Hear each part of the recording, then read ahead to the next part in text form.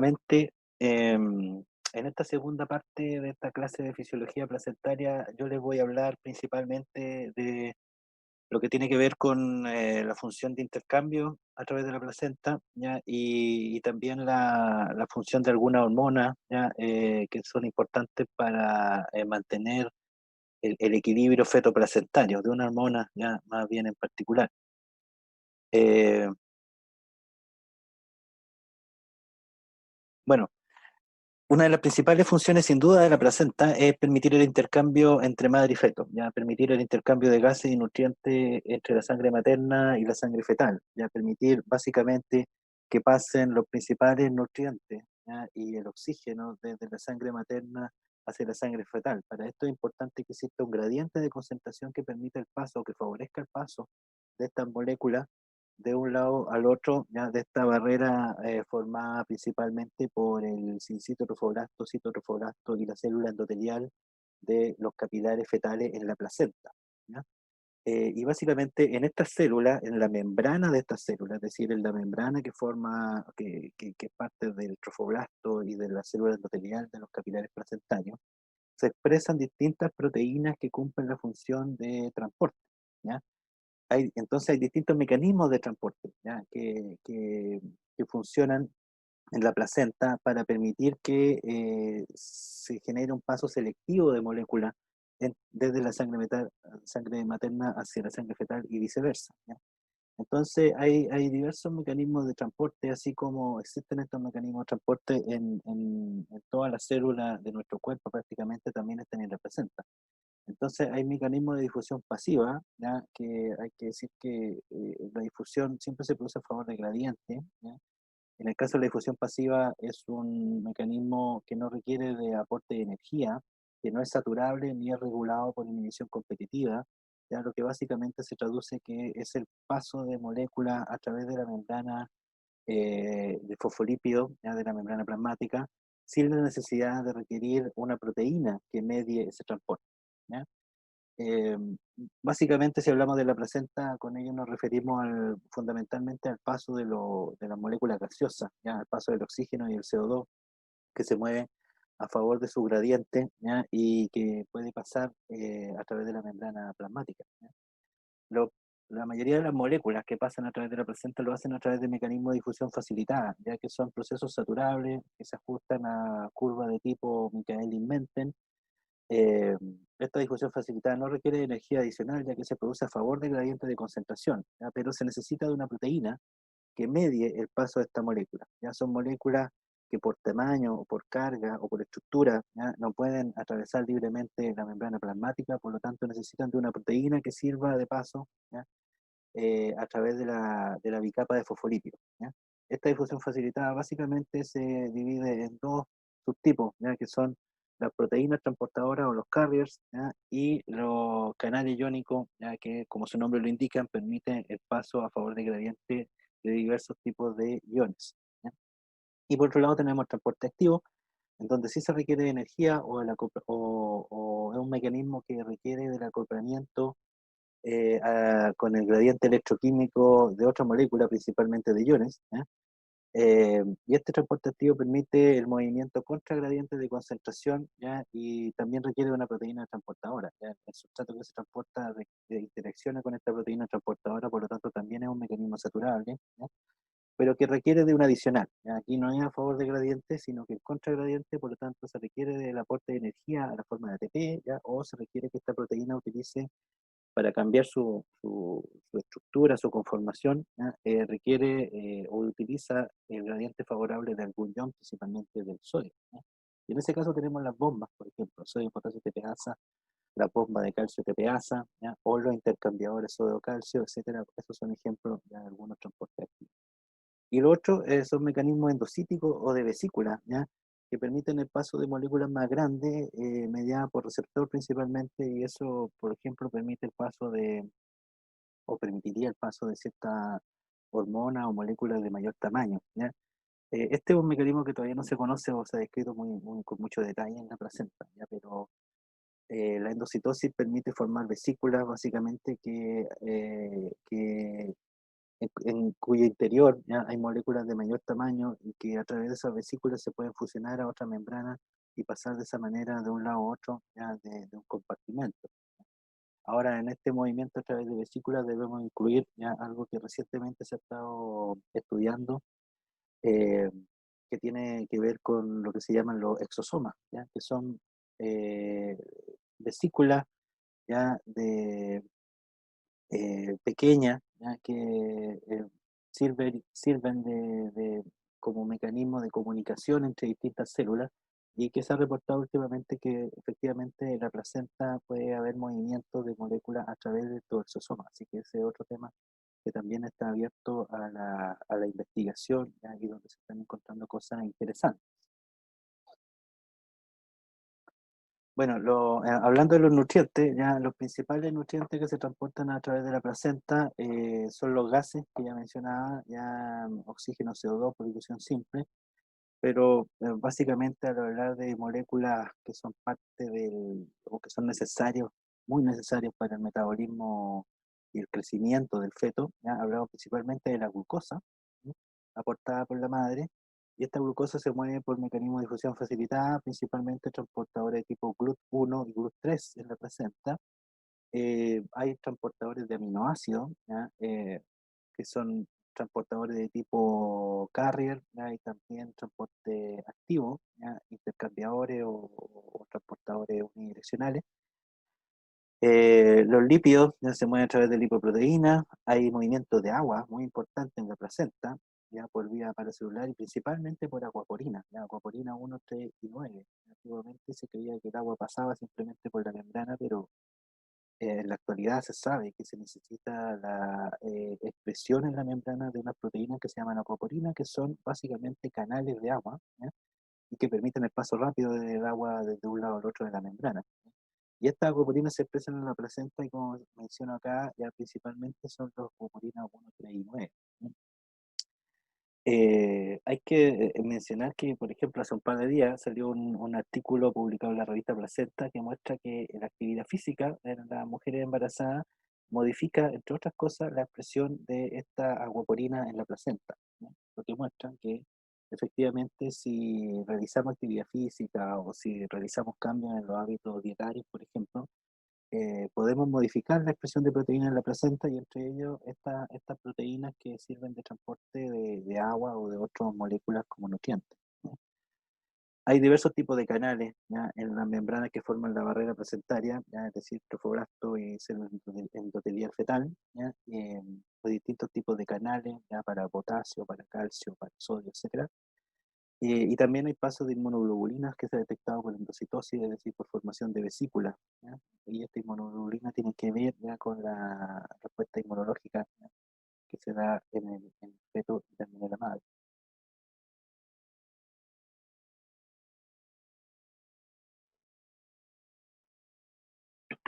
Hablando de los transportadores GLUT, ya tenemos que, como se ve en este dibujo, ya hay transportadores, distintos transportadores tipo GLUT, ya que son mecanismos de difusión facilitada, es decir, que transportan glucosa a favor de gradiente. Y estos transportadores se expresan tanto en el sincitio trofoblasto como en el citotrofoblasto y en la célula endotelial de los capilares fetales. Y lo que se muestra en este dibujo es una representación, un esquema que da cuenta de que la expresión de estos transportadores GRUT va en aumento a medida que avanza la gestación, ¿ya? Y si se compara el primer trimestre con el tercer trimestre de la gestación, tenemos un aumento muy significativo de la expresión de transportadores GRUT, principalmente en el sincitio trofoblasto y y en el endotelio fetal, ¿ya? Y como se puede ver, hay una mayoritaria expresión de transportadores GLUT de tipo 1 y de tipo 3, ¿ya? Perdón, y hacia el final de la gestación comienzan a aparecer otros transportadores como los transportadores GLUT4, por ejemplo, en el endotelio fetal, lo cual es muy significativo porque el transportador GLUT4 es el transportador de glucosa que es regulado por la insulina, ¿ya? Entonces esto nos muestra de que la insulina fetal, ya una vez que el feto ya se desarrolla su páncreas y comienza a liberar insulina, la insulina fetal también genera un aumento en la expresión de transportadores GLUT, lo cual facilita ya, o mejora la capacidad de transporte de glucosa a través de la placenta. ¿Mm? Entonces, a medida que avanza la gestación, va aumentando la capacidad de la placenta de mover esta glucosa desde la sangre materna que está acá hacia la sangre fetal. ¿Ya? Lo que nos muestra también otro mecanismo adaptativo, ¿ya?, de la placenta para ir mejorando las capacidades de mover nutrientes, ¿ya?, a medida que avanza la gestación y que el feto obviamente va requiriendo cada vez más cantidad de moléculas fundamentales para sostener su desarrollo. Por otro lado, también tenemos transportadores de aminoácidos, ¿ya?, en el trofoblasto y también en las células endoteliales fetales. Y acá en este esquema básicamente se muestran los principales tipos de transportadores de aminoácidos, ¿ya? Tenemos por acá la expresión hacia el lado fetal, sobre todo de transportadores de tipo carrier, ¿ya?, es decir, que permiten el paso a favor de gradientes de aminoácidos, y en la membrana trofoblástica que apunta hacia el lado materno, tenemos fundamentalmente transporte activo, ¿ya?, intercambiadores de aminoácidos, y también transporte activo, ¿ya?, de tipo primario, que depende de ATP, y también transporte activo secundario, que depende de gradientes de iones como el sodio, ¿ya? Básicamente lo que se genera acá es un mecanismo de transporte activo en el lado materno para mover en contra del gradiente, ¿ya?, los aminoácidos, y permitir que los aminoácidos se concentren dentro de la célula trofoblástica, ¿ya? Y hacia el lado fetal tenemos la expresión de mecanismos de difusión pasiva, tipo carrier, ¿ya?, que permiten mover a favor de gradiente estos aminoácidos desde el interior de la célula trofoblástica hacia eh, la sangre fetal, ya pasando también por la célula endotelial fetal, que también expresa transportadores de tipo difusión pasiva, ¿ya? Entonces, se genera acá un mecanismo que permite un flujo direccionado de aminoácidos desde la sangre materna hacia la sangre del feto, ¿ya?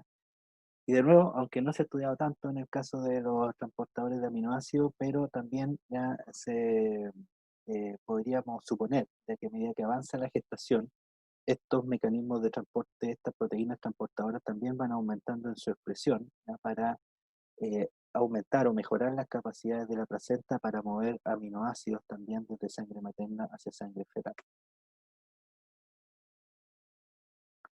Entonces, de esa manera, la placenta juega un rol muy importante para sostener el metabolismo del feto, básicamente sirviendo como un órgano de intercambio, ¿ya?, permitiendo el transporte de moléculas relevantes para el desarrollo del feto, como son la glucosa, los aminoácidos y otros nutrientes, ¿ya? Eh,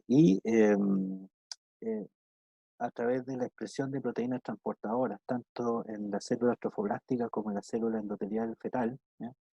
Esta placenta es capaz de favorecer el movimiento de nutrientes y de gases desde sangre materna hacia sangre fetal para básicamente sostener el metabolismo del feto y permitir su desarrollo y su crecimiento de manera adecuada, así como también permitir que el feto pueda descartar los productos, los desechos, ¿ya?, de su actividad metabólica a través de la placenta hacia la sangre de la madre, ya para permitir, ya, que se mantenga este recambio constante y cada vez creciente, ya, de gases y nutrientes, ya, hacia la sangre del feto para permitir su correcto desarrollo.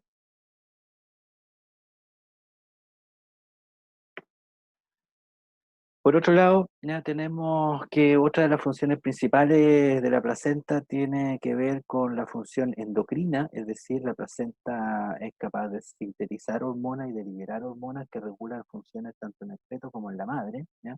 Una de las principales y más conocidas es la gonadotrofina coriónica humana, que es la hormona que se utiliza para detectar, ¿cierto?, el embarazo por los test que existen disponibles, ¿ya? Pero básicamente la gonadotrofina coriónica tiene funciones que tienen que ver con la mantención del cuerpo lúteo, ¿ya? Es muy importante para sostener el funcionamiento del cuerpo lúteo antes de que la placenta tenga la capacidad de sintetizar hormonas y reemplazar la función del cuerpo lúteo, ¿ya? Por otro lado, se sabe actualmente que la gonadotrofina coriónica humana tiene un rol muy importante en estimular la angiogénesis, es decir, la formación de vasos sanguíneos, ¿ya?, en la pared endometrial y en el miometrio, ya para básicamente permitir de que aumente el flujo úteroplacentario que es necesario para mantener la gestación. También se ha asociado esta hormona a la respuesta o a la tolerancia inmunológica que se produce hacia el embrión y su anexo ya durante la gestación. Eh, Incluso ya se ha mencionado que la gonadotrofina coriónica tiene un rol en la receptividad e implantación, ¿ya? Es decir, antes incluso de que el blastocito llegue a tener contacto con la periuterina, habría liberación de gonadotrofina coriónica que tendría un rol ahí en permitir también las modificaciones necesarias en la periuterina para que se pueda recibir adecuadamente el blastocito y se pueda implantar, ¿ya? Múltiples funciones entonces de la gonadotrofina coriónica humana que aumenta muy significativamente, sobre todo las 10 primeras semanas de la gestación, ¿ya? Por lo tanto, todavía se están estudiando cuáles son sus funciones, porque se sospecha que efectivamente eh, tiene bastante más funciones de las que actualmente se conocen, ¿ya? O que participa en diversos mecanismos que tienen que ver incluso también con el desarrollo de los órganos fetales, ¿ya? En etapa inicial. La progesterona, ya otra hormona bien conocida, tiene un rol muy importante en permitir la transformación del endometrio en decidua, ya en lo que tiene que ver con la receptividad y la implantación. La quiescencia uterina, ya, eso quiere decir de que la progesterona tiene un rol importante en mantener al músculo liso uterino en estado de relajación, ya, durante el embarazo, ¿ya? Hay que pensar, ¿cierto?, que a medida que avanza la gestación va aumentando el tamaño del feto, por lo tanto también va aumentando el tamaño del útero, ¿ya? Y eso va generando un estiramiento de las células de músculo liso uterina, ¿ya? En ausencia de señales como la progesterona, eso generaría una contracción, básicamente, ya por el solo estiramiento de las células musculares. Sin embargo, ya se sabe que la progesterona tiene un rol muy importante en mantener eh, por decirlo de cierta manera, en mantener la latencia, ¿ya?, de la célula muscular lisa uterina, ¿ya? Es decir, evitar que se produzca esta contracción antes de tiempo. Los estrógenos, ¿ya? Básicamente también tienen un rol importante en la receptividad de implantación, ya se ha asociado con la angiogénesis también, al igual que la gonadotrofina coriónica. Regulación del flujo uteroplacentario, tiene que ver esto con regular también la resistencia a nivel uterino y un rol importante en los mecanismos de parto y lactancia, ¿ya? El lactógeno placentario humano es una hormona que es un factor de crecimiento, ¿ya?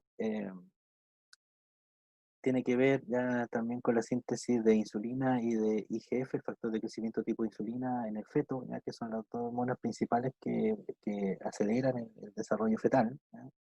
Y por otro lado, un rol muy importante del lactógeno placentario humano tiene que ver con generar la resistencia a la insulina materna, ¿ya? En la madre se sabe que se produce un estado de insulino resistencia fisiológico, como se dice, es decir, que es normal, ¿ya? Y que permite que también haya mayor disponibilidad de glucosa en la sangre materna para este intercambio que se produce hacia la sangre fetal, ¿no? La hormona de crecimiento placentario ya tiene que ver también con estimular la síntesis de IGF-1, ya, factor de crecimiento tipo insulina, en generar insulina resistencia, ya, y se ha asociado también a un rol de esta hormona con la invasión del trofoblasto, ¿ya? Es decir, en etapas iniciales del proceso gestacional para permitir una placentación que ocurra de manera correcta. La leptina también se ha asociado con la invasión del trofoblasto, con la estimulación inicial de la síntesis de gonadotrofina, con la angiogénesis, ¿ya? Inmunomodulación también. La adiponectina, ¿ya? Se ha descrito de que es capaz de disminuir los niveles de HCG, ¿ya? Es decir, acá habría un contrabalance, ¿cierto?, en cuanto a que en ciertos momentos de disminuir la producción de gonadotrofina coriónica humana, ya después de estas 10 semanas iniciales de la gestación, y una señal de regulación, ¿ya?, hacia la gonadotrofina coriónica humana sería la adiponectina, ¿ya? Y por otro lado también esta hormona actuaría como reguladora de la señal de insulina, ¿ya? Y también serviría de esa manera para regular la angiogénesis, ¿ya? No tiene que la angiogénesis descontrolarse, ¿ya? Por lo tanto hay que tener mecanismos de control de estos procesos de crecimiento, básicamente, ¿ya?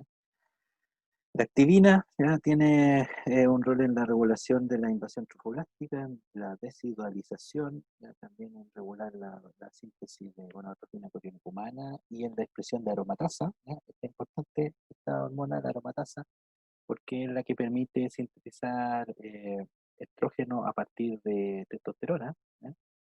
Entonces, es relevante y se sabe que tiene un rol en la placenta, aunque todavía no se describe, perdón, con mucho detalle ya cuál es el rol o cómo se regula la actividad de la aromatasa placentaria, ¿ya? Pero la activina tendría que ver con eso. Y por último, ya menos conocida, la quispeptina o quispeptina, ¿ya? Que es una hormona que tiene que ver con la regulación a nivel de la liberación de hormonas a nivel hipotalámico. ¿Ya? También se ha visto que puede ser liberada por la placenta, ¿ya? Y se ha asociado esta quipeptina placentaria con la regulación de la invasión del trofoblasto y la angiogénesis. ¿Ya? Esto es bastante interesante porque acá tenemos una hormona que tiene que ver con el eje neurohormonal, ¿ya? En las personas adultas o posterior al nacimiento, pero se ha encontrado que la misma hormona puede ser liberada por la placenta, ¿ya? Y actualmente se están tratando de describir cuáles son sus funciones, pero se ha asociado a mecanismos muy relevantes como es la invasión del trofolato y la angiogénesis que ya les he mencionado. Hablando un poco más de detalle de la gonadotrofina coriónica humana, les decía que estimula la angiogénesis y básicamente lo que hace la gonadotrofina coriónica humana es, una vez que es liberada del trofoblasto, actúa sobre receptores que son los receptores de hormona luteinizante, ¿ya? Que se expresan en las células endoteliales uterinas, ¿ya? De los vasos uterinos, y también en las células epiteliales endometrial, ¿ya? Y la gonadotrofina coriónica humana estimula la proliferación de células endoteliales en los capilares uterinos, por lo tanto genera este mecanismo de angiogénesis a través de la proliferación o multiplicación de células endoteliales uterinas, y por otro lado, actuando en la célula epitelial endometrial, estimula la liberación del factor de crecimiento de endotelio vascular, el VEGF, lo cual potencia, ¿ya? La proliferación de células endoteliales y el desarrollo de vasos a partir de vasos ya preformados. Entonces, la gonadotrofina coriónica humana tendría una acción directa sobre células endoteliales, estimulando su proliferación, y de manera indirecta ¿ya? Actuaría sobre las células endoteliales también, estimulando a través del VEGF, ¿ya? Que se libera a partir del mecanismo que gatilla la gonadotrofina coriónica en la célula endotelial, epitelial, perdón, endometrial. ¿Ya? Entonces, de esta manera podemos ver que la gonadotrofina coriónica tiene una actividad muy potente en cuanto a estimular la angiogénesis. ¿Ya? Por lo tanto, es fundamental, ¿ya? La acción de la gonadotrofina coriónica humana, sobre todo en etapas iniciales de la gestación, para permitir la angiogénesis uterina y permitir que se formen nuevos vasos, ¿ya?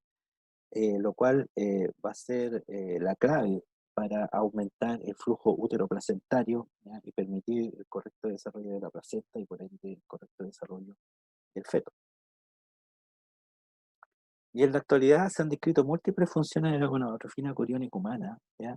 Las cuales tienen que ver principalmente con sostener o permitir la tolerancia inmunológica, es decir, regular el sistema inmunológico materno para evitar el rechazo, ¿ya? A este agente extraño o externo, como puede ser el blastocisto o el embrión que se está desarrollando, ¿ya? Y por otro lado, la gonadotrofina coriónica humana tiene múltiples funciones en cuanto a sostener el desarrollo placentario de manera adecuada, ¿ya? Entre estas funciones se destaca la regulación del estrés oxidativo, la regulación de la invasión del trofoblasto, ¿ya? La proliferación de células endoteliales tanto en el útero como en la placenta, ¿ya? Es decir, la formación de vasos, ¿ya? Tanto uterino como placentario. Por otro lado, la regulación de otros señales, factores de crecimiento o hormonas como el VEGF o el factor de crecimiento placentario, y la regulación hacia la baja ya de factores antiangiogénicos como el SFLT1 y la endocrina. ¿Ya? Eh, y todo esto relacionado con el rol de la gonadotrofina coriónica para una gestación fisiológica o una gestación normal. ¿Ya? Otra cosa que se destaca en este esquema es que buena parte de las funciones que tiene la gonadotrofina coriónica humana la ejecuta a través de un mecanismo que depende de los receptores de hormona luteinizante, que es el receptor de la gonadotrofina coriónica humana también, y el aumento en la expresión de esta enzima que se llama M-oxigenasa 1, HO1, que es una enzima que es inducida por la gonadotrofina coriónica humana en la placenta y que sintetiza monóxido de carbono, ¿ya? Que es una molécula gaseosa que tiene múltiples funciones, entre ellas tiene funciones que son algo similares al óxido nítrico, pero que se ha visto involucrado en todos estos mecanismos que van a llevar a un desarrollo placentario normal y a un desarrollo fetal normal. Por ende, también hablando ya desde lo fisiopatológico, ya se ha podido establecer que en diversas patologías del embarazo hay una desregulación de estos mecanismos, sobre todo, por ejemplo, se sabe que en el caso de hipertensión del embarazo o del desarrollo de preeclampsia, hay un desbalance entre factores angiogénicos versus los antiangiogénicos, aumentan los antiangiogénicos, ya por algún mecanismo que todavía no se describe con detalle, pero que finalmente eso lleva a que haya un deterioro de la función placentaria que termina afectando el desarrollo del feto y puede llevar esto a la pérdida de la vida de la pérdida del embarazo, ¿ya? O la pérdida de la vida de la madre, inclusive ya en caso de preeclampsia severa, o también a un mal desarrollo fetal, ya que se ve reflejado en la restricción del crecimiento.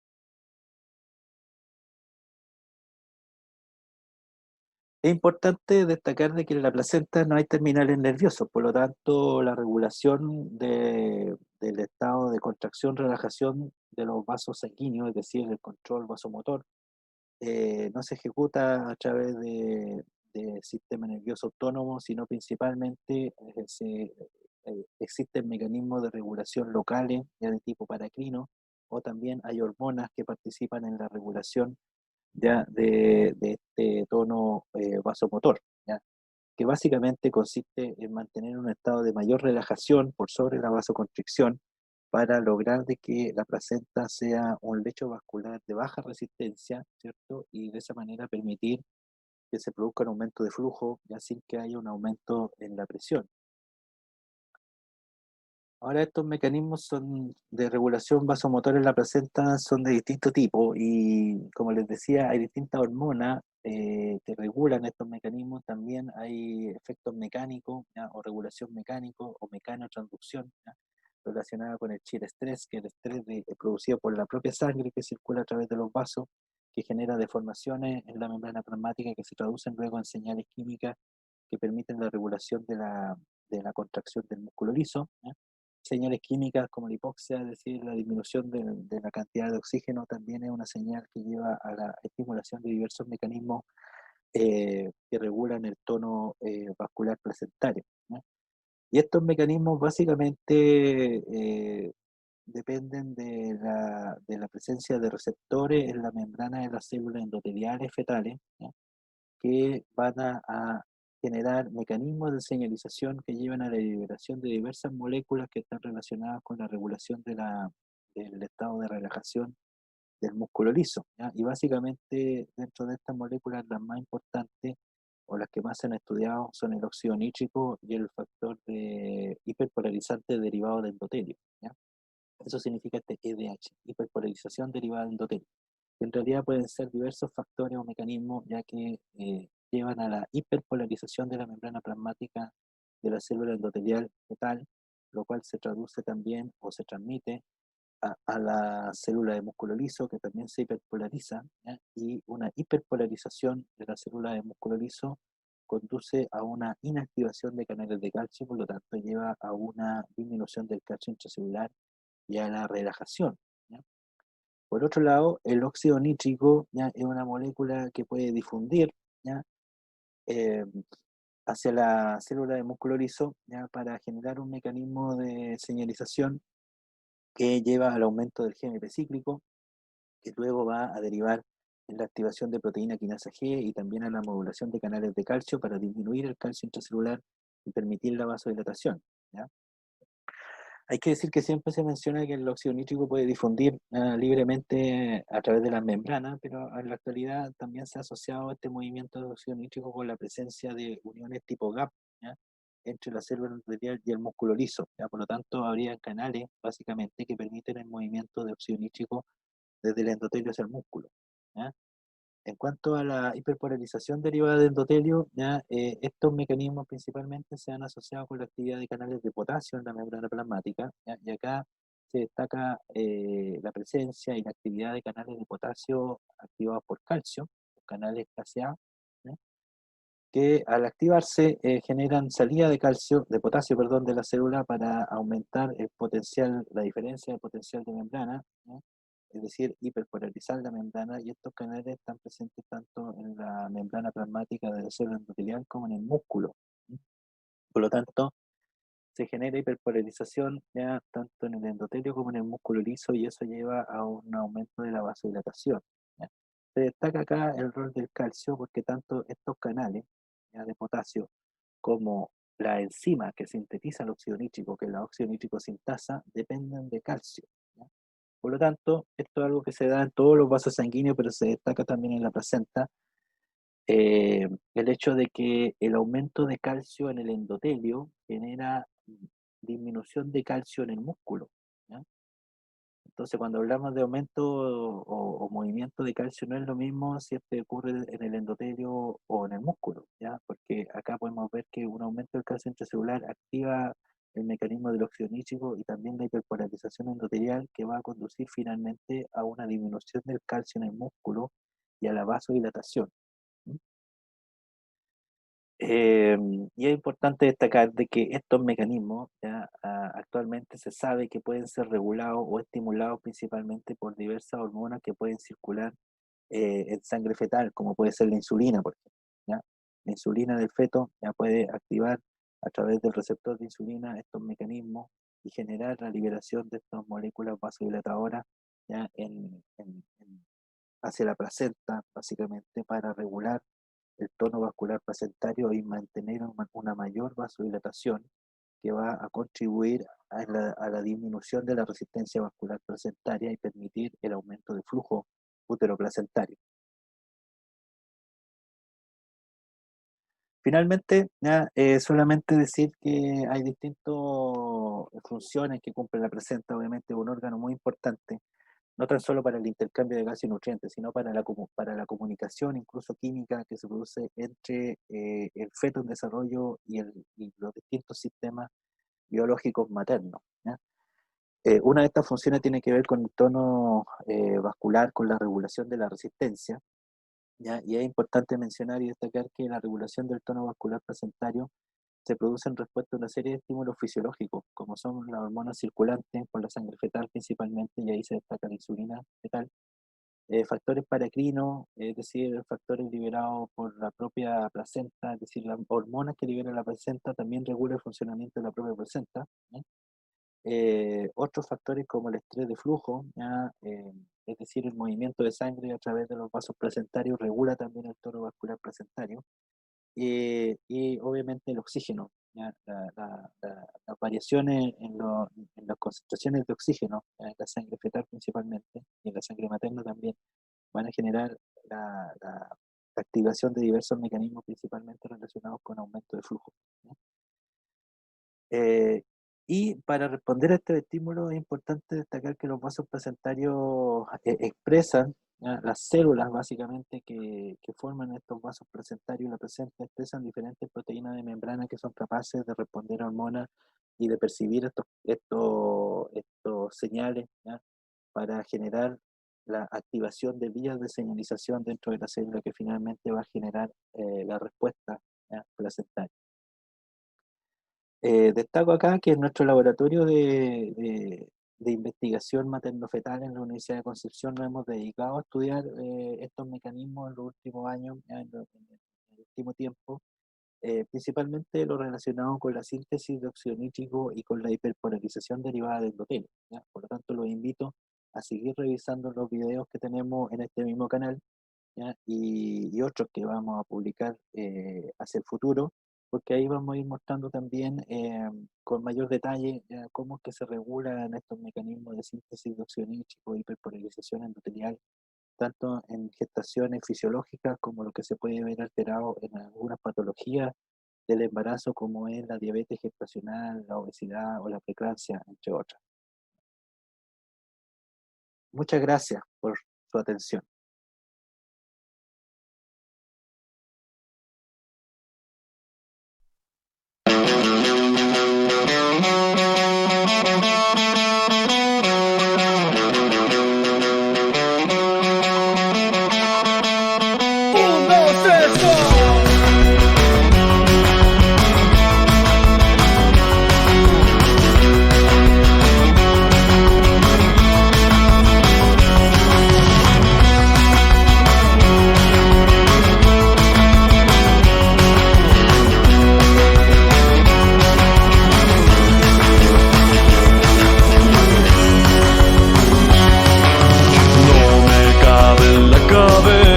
Que volvieran a elegir a ese delincuente experto en robar y reprimir, que cree que los derechos